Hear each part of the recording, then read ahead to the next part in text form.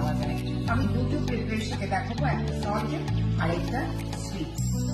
এটা নিয়েছি 10 গ্রাম মাখানা।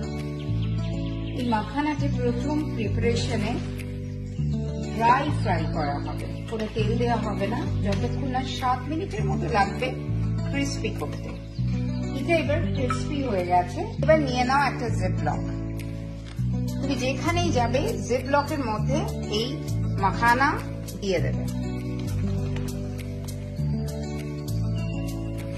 মাখানা দিয়ে দিলে এবং এর মধ্যে এবার তুমি দেবে কিন্তু লেবুর রস দেবে, যে লেবুর রসটা তুমি একদম যেখানে যাবে যখন খাবে ঠিক তার আগে লেবুটা চিপে এই মাখানার মধ্যে দিয়ে দেবে।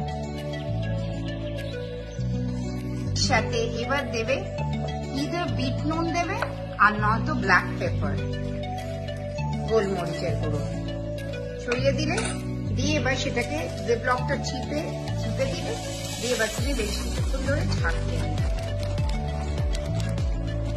এবার দেখবে ফ্রেশ, দারুণ সুন্দর লাগে এটা খেতে। মাখানা হেলদি এবং টেস্টি। 1 নম্বর ওয়েট রিডাকশনে প্রচন্ড সাহায্য করে, তার কারণ হাই প্রোটিন, হাই ফাইবার। আপনি অল্প খেলেন, পেটটা ভর্তি রাখলে সহজে খেতে পারেন। 2 নম্বর অ্যান্টি এজিং প্রপার্টি।